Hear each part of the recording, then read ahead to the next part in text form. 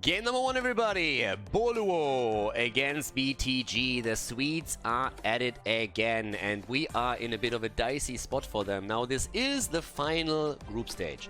8 teams are currently in the group, and they're playing a double round-robin system against each other with a best of 2 in every single match, which means that every single team plays 14 games in total. Boluo so far has played 6 games, 6 best of 2s, and out of those 6 maps, they played 6 maps, 3 matches, and out of those 6 maps, they only won a single map. And they already played against 2 of the teams that are in the bottom 4, so it's not really a track record that you can be proud of. Quite the opposite, actually. Boluo themselves were very much annoyed when they lost to KG, and obviously things didn't get any better when they lost a map against OFD as well. Now they go up against Beyond the Game, and Beyond the Game is currently at the top of the standings.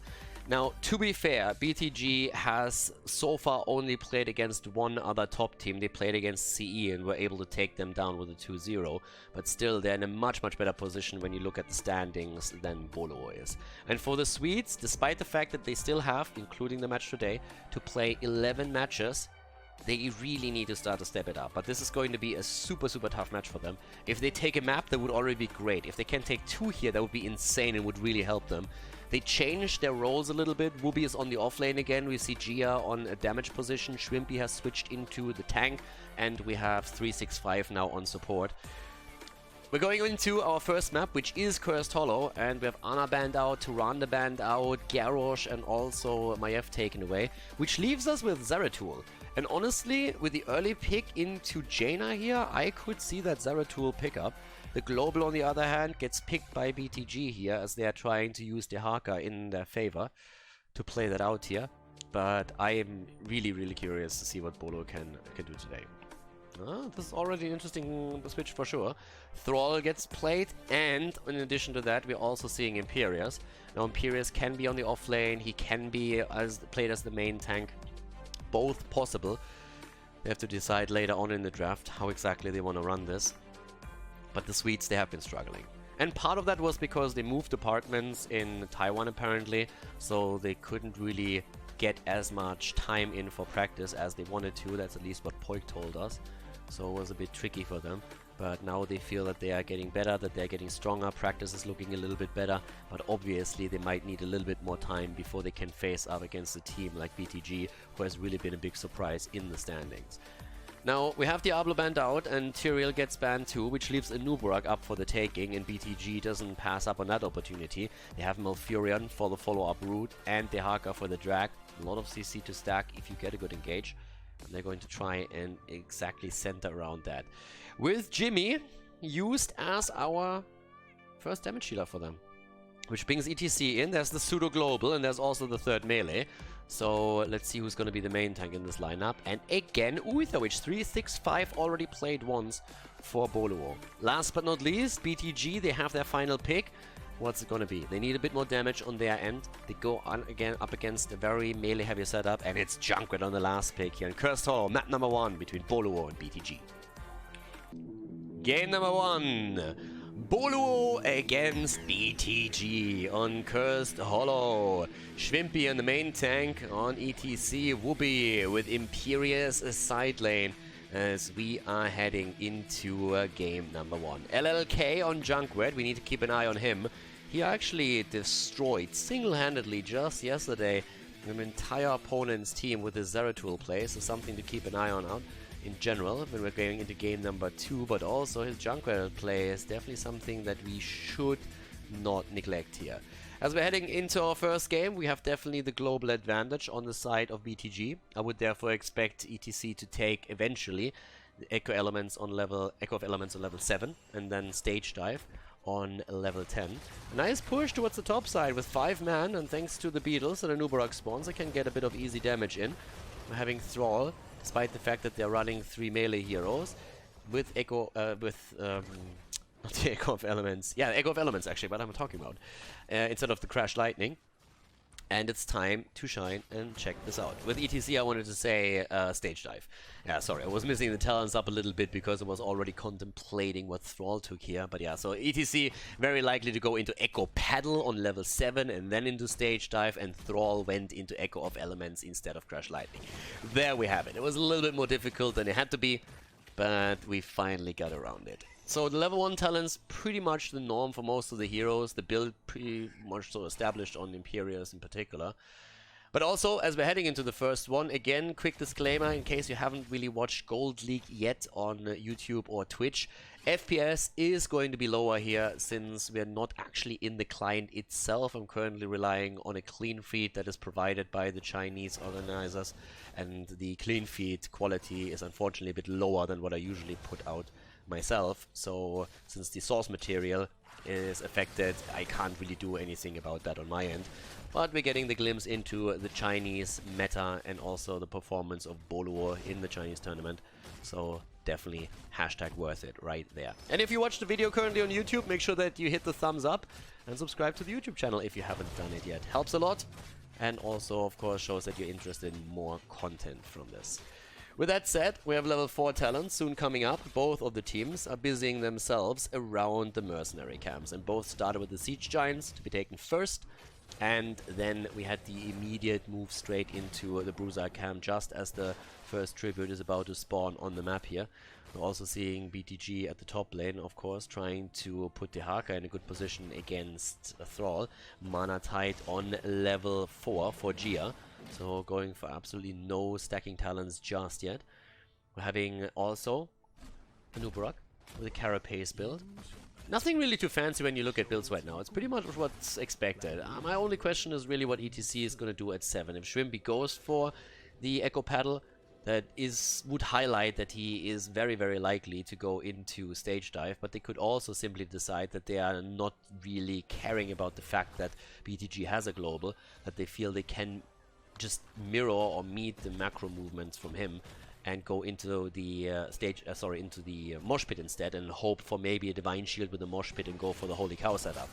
Talking holy cow, they're already going for Meng here with Poi coming in from the side. Shrimpy still putting a bit more pressure out against Reyna, but they're starting to fight for the next tribute here, or well, for the first tribute. Up to the top lane, Thrall and Dehaka are still locked into their one-on-one battle, but Dehaka could obviously move down to the bottom of the map whenever he pleases to. Experience is still taken by both, but we still have the camp in the middle for BTG, which is going to make it a bit difficult for Boluo in the long run to stay around here and go for the interrupt, since they have to deal with that situation. And that's what Poik and Shrimpy are currently trying to do, but obviously that offsets the balance at the bottom, where we now have a 4 versus 2.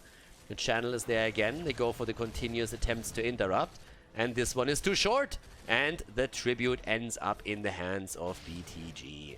Nicely done by BTG. Getting the camp a bit later in the middle, moving that straight into the lane, forcing Boluo to react, and then the advantage over the objective itself. Here's also level 7, and it's not Echo Paddle, it's taken by ETC, so it makes it more likely that we're going to see Mosh Pit with an attempt of a Divine Shield instead of the stage dive. Therefore, a bit of an advantage globally here for the opponent. In comes the quick jump, as we're seeing ETC locked down. Not quite sure if Shrimpy expected this many people to be here. Slides out though, and Dehaka has made the move down to the bottom of the map.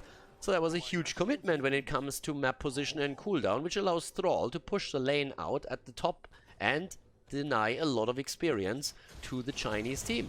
That's actually a really, really good setup for Boluo. That was nicely done. With ETC not dying, that was a huge win at this point. Now, obviously, Dehaka also wanted to go down to the bot lane since he wants to make sure that he can then global into the top fight once that starts appearing here. But now he has to start to make his move too, and Wubi is actually welcoming him with Imperius. There's the interrupt again, as they're already trying to go for the slide. And Nubarak in trouble, but moves out and has with level 7 the Subterranean Shield, now another great tool in his arsenal as well. The interrupts against 365's channel, as Junkrat is getting the hits in. They're creating the space, and they get it. And they get the kill too. First blood for Boluo. They take down the Beetle. They take down a Nubarak. Well done. Even experience now, even in tributes. and they look at the advantages in kills. Nicely done. A little bit of map presence for them right now, but that's a good start for them into the game after losing the initial tribute. And they're also starting to take a small but significant lead in experience, which is going to help them with an earlier level 10. 365 is already waiting for a potential stun. Gets that stun. Where's the wolf? Not there yet, but the stun again, and the next kill comes in. ETC and Boluo with their setups.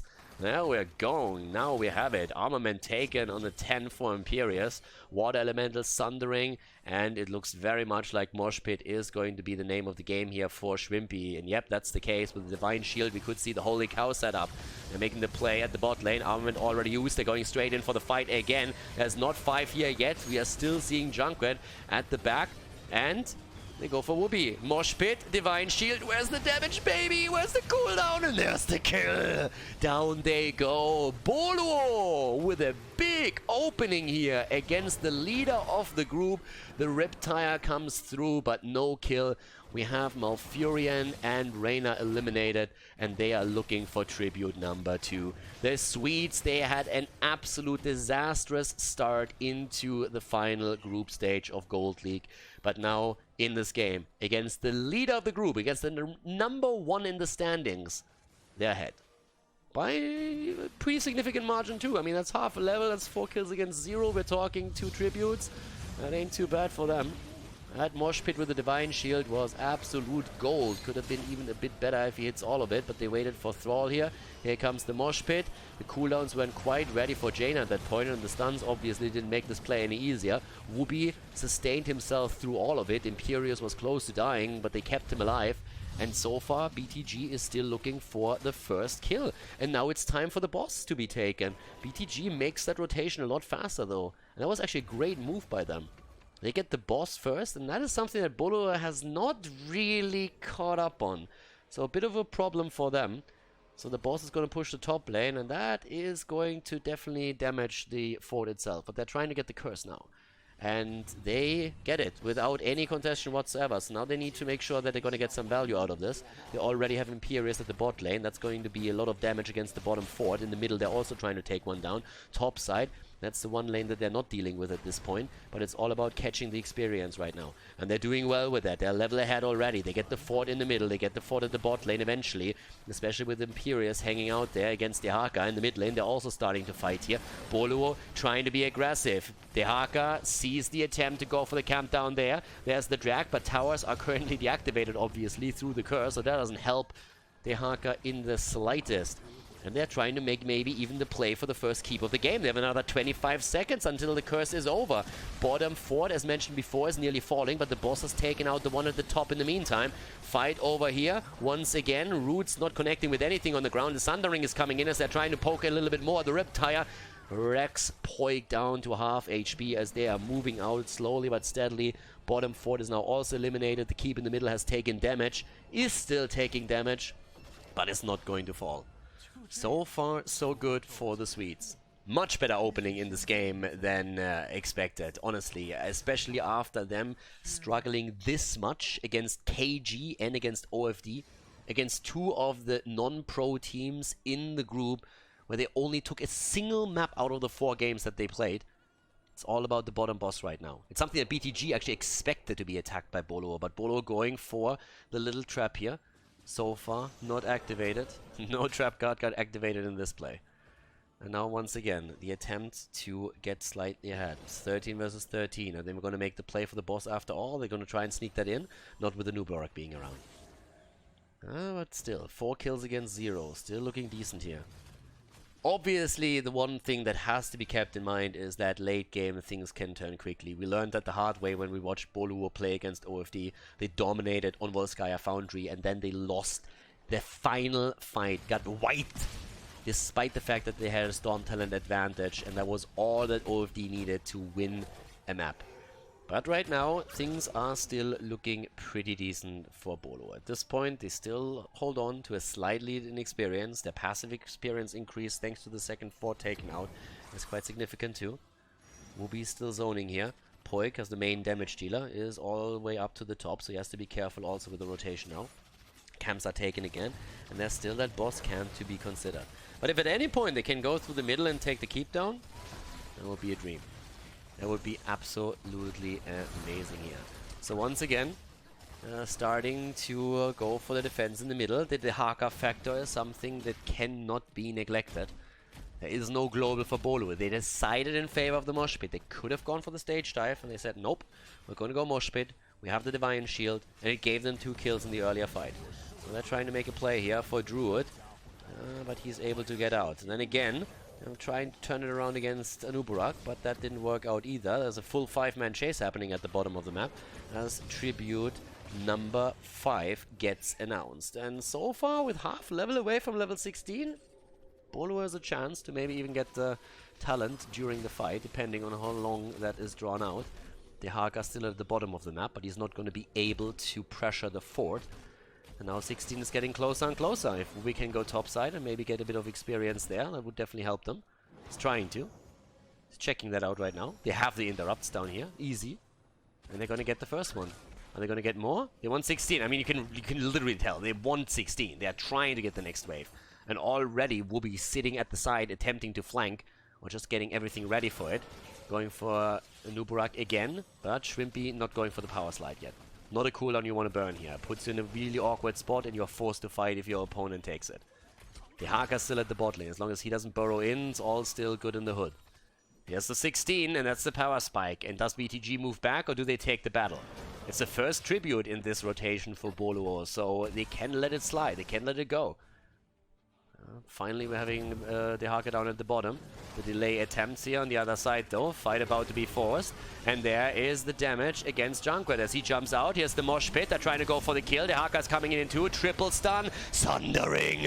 Is there a slide again from ETC? The kill against Jaina in the back line. And Gia is trying to at least get Junkrat, and he gets the kill. The 1-for-1 trade. But the problem is that we have another drag against 365. He gets the Divine Shield through against himself. But can they move out of harm's way here? The drag connects again, and the second kill for BTG as Uther falls. The tribute still on the map, and we have Malfurion moving right over to it. They're gonna get the 2 tribute lead over their opponent. The even experience now for both of them as the 2 teams are on level 16. Boss immediately focused now by both of them. But yeah, the mosh pit. At that point, in comes the attempt to make the play with Poik, but he was already on half HP as this entire setup happened. And then the Haka just simply walks through everybody, gets the drag against Poik, and takes him down. Fantastic play by the Haka, honestly. But he just walked through everybody. Nobody cared, and Poik was on half HP. Apparently, at this point, Uther couldn't really do anything about it, even with the benediction. And now bosses are taken on the map again. Now, the one thing to really be considerate about is, well, you have to go for the tribute now. So they need to fight for this one. There's still a fountain at the top, at the bot lane that gives them an advantage. And to be fair, BTG shouldn't even be able to do anything here. BTG should not be able to go for that tribute. The question that I have is more so how Boluo deals with the top boss. They already sent Wooby back, but that can't be the only one. They have now Jaina in the middle. But with the tribute now channeled, it looks like both of the teams are just simply going for the defense. Nobody is really pushing. The Haka is pushing the top lane out a little bit more. But outside of that, very little is going to happen here. The keep should take a bit of damage, but not too much. Wooby gets actually rooted at this point. Yeah, rooted straight into the boss stun. That's not what you usually see happen to him. But the bot lane also with a bit more of additional damage. The wall broken through. Fairly even. 6 kills against 2, but nearly identical in experience at this point. Boluo, they have the combos, and the Thunderstorm now on level 16 obviously helps also with the damage output from Thrall, plus the control through the slows. Benediction, another fantastic tool, but let's not forget about the Epicenter on Anuburak. An insane tool for him. They need to keep Poik alive though. He is the only range damage dealer, and he's the one with the burst damage. And that's another big tribute once again as the Haka pushes the bot lane out together with the Siege Giants, getting the global value for his team. And that is likely going to cost Boluo a fort.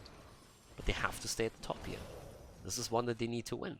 Things are already looking grim enough as they are. BTG can let this one slide if they want to.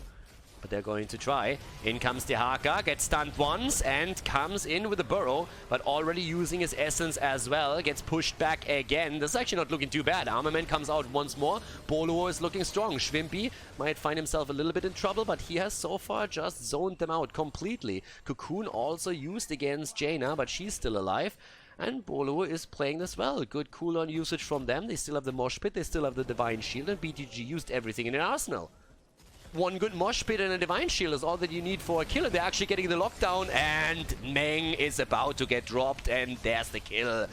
Poik on Jaina with the last few hits here. Mosh Pit not used yet. If at any point Schwimpy gets another setup, that's it. But actually we'll see instead Thrall fall. Thrall goes down, and all of a sudden BTG is trying to turn the fight around. ETC missing the power slide right here as Wooby tries to go in again. Maybe this time against Malf. Doesn't kill. He doesn't get him. He gets Junkrat. The tribute is still on the map, by the way. And now the wave in the middle is also getting damage done. ETC is alive and he's about to fall, but they actually save him for a little bit longer. What a fight. What's happening here? This looked like a massive victory on the side of Boluo, and then BTG gets the kill against Thrall as he goes in a bit too deep. Cocoon is back. That's the second Cocoon in the fight, and Boluo is still fighting for it. Uther is down. They're trying to get another kill, this time against Wooby, and Imperius falls. BTG closing in on 20, and the tribute at the top, they have to let it go. It's gonna be a 20 versus 20 fight over during the curse. It's curse. It's curse right here. It's curse right here. Yep, there we have it. Dehaka connecting Tong after Tong. And he was the one that actually took down Thrall. Now the curse is in, and they're obviously going for the top keep. Boluo again in the lead initially, and then struggling. And right now BTG looks like they're going to go for the core. They position themselves like they're going to go for the core here. I don't really think they can, though. Uther is going to be back in a moment, and their stun's still around. 5 versus 4 on the core. Are they actually doing it? They're trying. They're trying to move in right now. We still have the Mosh Pit. If he gets a good one off, that would be enough. The Root misses on the ground. That's at least something, and they won't be able to end here. They won't be able to end. But they're going to get value in the mid lane, in the bot lane. They're trying to go for the keep here again, as they're already starting to move in. Will be back in 2 seconds, and they need to take the catapult down that is currently scratching the shields here. Camps are now taken too. Thrall still sitting in the middle. Ooh, it is pretty nasty here. Boluo on 20 right now. They have the 20 talents. The blink on the side of ETC, the Ball of the Storm. Once again, attempting to move back here. Curse over in 4 seconds, and they hold on to all the keeps except for the top lane. But they've taken significant damage here. BTG with a great fight here. The last one was absolutely fantastic from their point of view. But can Boluo turn this around? They should have won this, seriously. Gia just going in a bit too deep, and then Dehaka just dropping him. Bruiser's Dehaka play is honestly super solid. The solo kill against Jaina earlier, as he just moved through 3 players immediately for the drag. Now once again, he's the center of attention here. Gets the essence through, is trying to look for the drag again. Mosh Pit against Malf, but it gets interrupted. They're trying to get the kills, but massive epicenter value. And the kill against ETC against Wooby as Imperius falls. Gia on the run again. Poik hit by the epicenter. Ice blocks the stun afterwards, but is already surrounded and falls. 3 kills. It looked fantastic for a moment, but now BTG with the synergy that they have and the advantage go for the core, and this is not a pretty picture if you are a Boluo fan. The Swedes are dropping the meatballs once again as Uther falls on 20. We're having Gia trying to prevent the inevitable. He's poking as much as he can. He's literally trying to 1v5 here, but that is not going his way either. That is the death of him. 365 came back, but he can't do anything about this. BTG takes game number 1 against Boluo and Cursed Hollow. GG, and well played.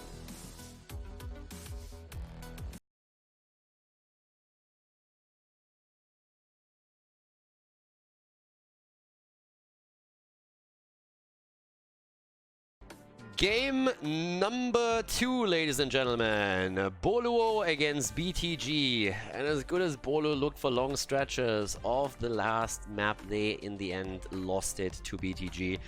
Now we're heading into our second game on Dragonshire. Map choice of Boluo, and therefore the immediate ban on Jaina from BTG.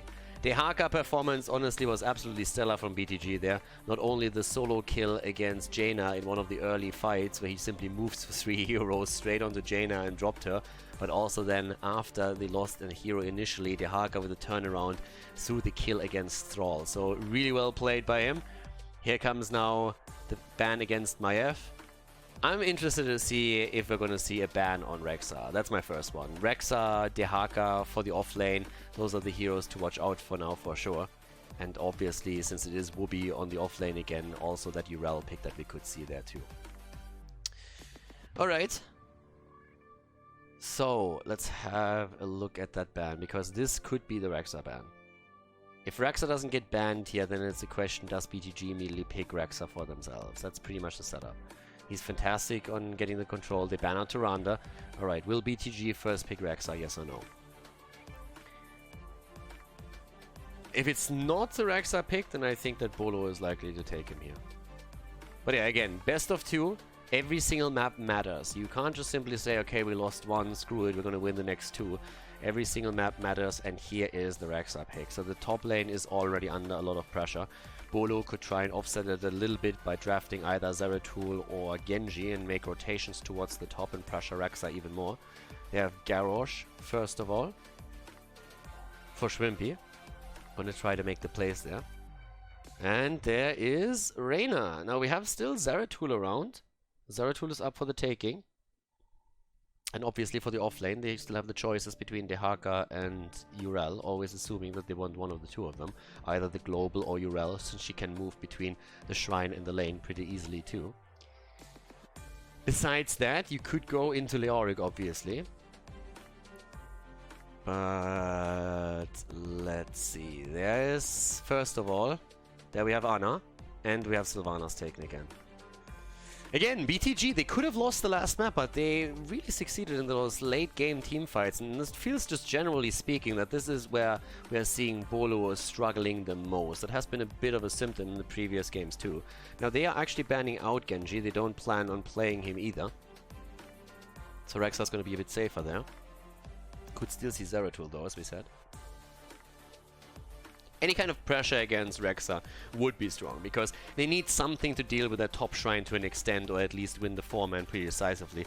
If they don't do that, they are going to be in trouble. Alarak gets banned out as well. No stacking against Rexxar from Alarak here. And that might be a little bit of an issue for Boluo. There's Thrall, first of all. Could even see him, of course, playing with the Trash Lightning. I kind of doubt it. Again, Echo of Elements just seems to be the stronger option here. Unless you find yourself on a lane where you're guaranteed to get a lot of these hits in, but it's normally more so the case on Battlefield of Eternity, Volskaya Foundry. And here comes Johanna. Johanna gets picked as the main tank with even more wave clear for them, and they need one more. First of all, there's also Karazim to take. That's Cassia. Cassia for the blinds against Karazim, Reyna, and Thrall. And what's the last pick for Boluo as they're trying to tie this in the best of 2? Boluo playing it with Urel for Wooby. Game number 2, Boluo against BTG. Game number 2, Boluo down 1 game in the best of 2 as we have BTG in an attempt to take this without a single map loss once again. Boluo came in as a bit of an underdog after their performance in the previous matches that they played here at the Gold League. But they looked pretty decent in game number 1. The late game team fights though, not enough coordination and some individually fantastic plays on the side of BTG. Bruiser in particular ruined their dreams of taking Cursed Hollow. Now that we find ourselves on Dragonshire again. Not only the top map pick here on the side of Boluo, and now the big question of course, can they take the win here? Shrimpy on Garrosh this time as he switched into the main tank role, with Wooby taking the offlane on his Urel. We're also we have Crash Lightning. Crash Lightning gets taken for Thrall. He's gonna find himself in the 4-man rotation, and they're already getting some stacks together here. Wooby, oh boy. That was nearly first blood against Boluo, but Wooby jumping out on the last moment possible. Cassia going into Lightning Fury build. Garrosh with a quick flip against Johanna. A little bit of extra damage against her, but good body blocks. Nice reaction here as well. And BTG definitely trying to open the game up with a lot of aggression here. Also having Shrimpy forced to Hearthstone back, doing exactly that. Poik has to, of course, be super careful now with his positioning at the bot lane in particular. And up to the camps, we're having both of the teams working on those mercenaries. The Siege Giants in particular, of course, first of all. But eventually there's going to be a rotation over to the Bruisers. Well, with that said, top lane, Whoopi going up against Rexa. Now, to be fair, the last time that Whoopi actually found himself with Urel facing off against Rexa, he won that quite handily. But it was against a weaker team, a much weaker team. It was against OFD. And he was able to get solo kills there. It's a little bit doubtful that he's going to be able to pull that off again against BTG, who is definitely a team that is much stronger and is reflecting that with a fantastic position in the standings. Uh-oh, that could be an issue. Yeah, Johanna nearly able to sneak into the shrine there. We had 365 trying to at least threaten a rotation over there a little bit so they know what's going up, can actually get a few more additional hits in. But yeah, top side, Urel is trying to hold the shrine. Can't really do that against Nisha just now. If he gets that position, to be honest, they might be able to sneak a Dragon Knight after all, and they're trying. They're actually trying to sneak that in right now. Gia is currently dancing around here. Up at the top, Whoopi is holding it for a bit longer. But with 3 heroes committing to the attack, he eventually has to back off, and that gives control of the shrine over to BTG. We're now pushing with the Bruiser camp and can try to pull that off. We're having a massive push coming in, and that definitely needs some additional attention from Boluo, and they're rotating heroes in already. A bit of an experience lead that we have for the opponent. I hope that our observer shows us also the stacks on Thrall a little bit more consistently, since it's really going to be interesting how many stacks come together for the Crash Lightning. He's definitely getting some numbers in. If Gia can continue that throughout the game and get the poke through, he might have a good chance of poking them to death. But we also have a very similar setup here from Sylvanas, who's obviously working on the Unfurling Shadows on level 1. The pressure at the bot lane against Jimmy, and in the middle we're having Johanna's attempt to get the hits in. Poik moves out and has to back off. Guys, this isn't looking pretty for Boluo at all. They're struggling here. Whoopi is also falling at the top. They try to get the counter kill against Druid. That doesn't happen either. And a second kill as Kharazim falls.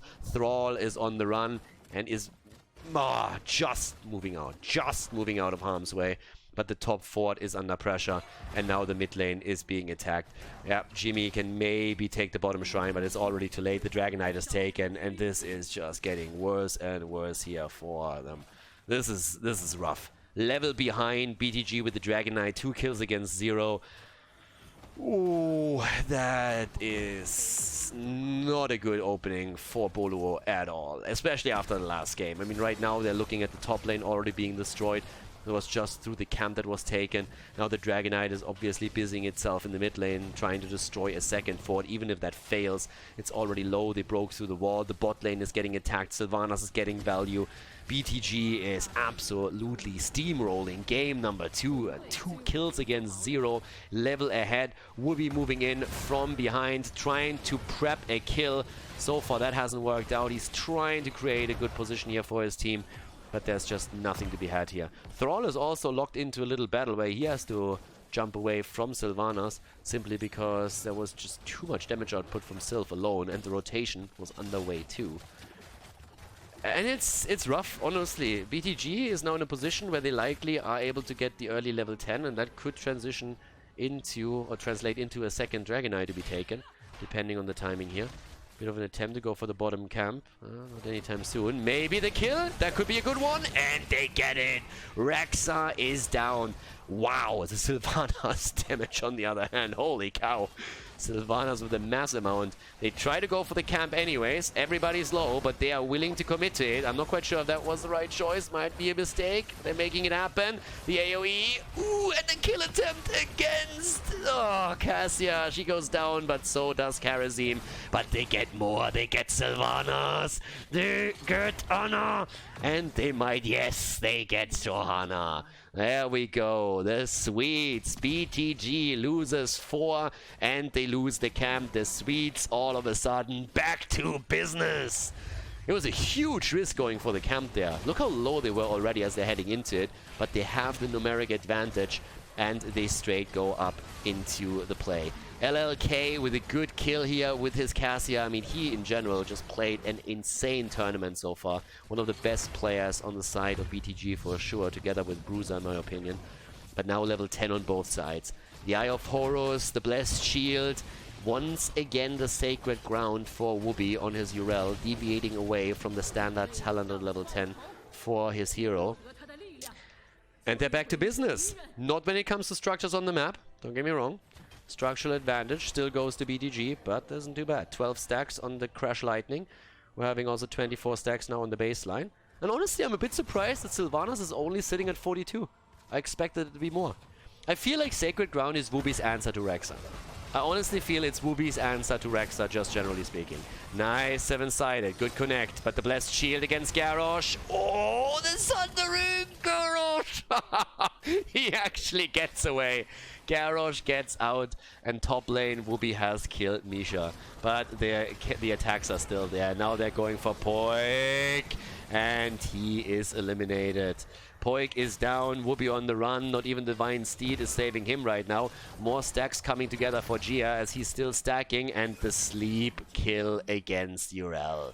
BTG is answering in kind after they lost 4 heroes, they obliterate 2, and now they have a chance to go for the next Dragon Knight. Shrimpy is trying to go to the bot lane, but let's be honest, he's going to be too late to get the shrine here. Dragon Knight number 2 coming in for BTG, still a level ahead. It's tough. It's honestly tough at this point for Boluo to take anything here. They're making some good attempts, but outside of that those 4 kills that they got earlier, it's still tough going for them. Sleep darts are coming from Ana just the entire time. It's a hero that gets banned in nearly every single game. Boluo let her through, and she wasn't even a first pick here. So they themselves just didn't go for Ana. They went for Karazim late in the draft. But they allowed the opponent to take Rexa first, and then they also gave them Ana. And they're currently getting punished for that a little bit. So now we have the Blessed Shield coming in again, and even with the Sundering, Thrall isn't making it out of there. 13 on the board, level lead, 6 kills against 5. The Dragon Knight moving through the bot lane right now. And it's getting tougher and tougher and tougher for Boluo to come back into this. They need the talent, they need the 13, and they need to try and force a fight there. Now obviously, once that they are having Crash Lightning completed and maybe also level 16 Thunderstorm, they have a lot of poke potential here, but this is still a decent, it is a dream that is on the horizon there, but they are getting murdered in most of the team fights right now. The kill count is fairly similar, but it's mainly because of that one quad kill they got earlier. You look at the map and it's a very different picture that we're seeing there with 3 forts already taken down. And we're actually seeing the attack for the keep itself. Wooby is now starting to move in. He wanted to get the 13 for his team and is currently trying to do exactly that. Boars are already being unleashed here. Keep is down to half HP. Wooby gets the 13 for his team, and now they're trying to move in from the side, but the keep is going to fall. Wooby is there, jumps in, gets the push in. They're trying to go for Cassia, and instead they're getting wrecked. Down go Karazim and Thrall in. That's the death of Garrosh. It's a triple kill, and what looked like a keep and a retreat is now turning into a core attempt by BTG. They go for the 2-0 here, and Boluo just don't have what it takes here. The Sacred Ground again as he's trying to delay the inevitable, but already we're having BTG 2 levels ahead. 9 kills against 5. The core falls, and it falls quickly. This is game as BTG takes down Boluo with a 2-0 in the series here at the Gold League.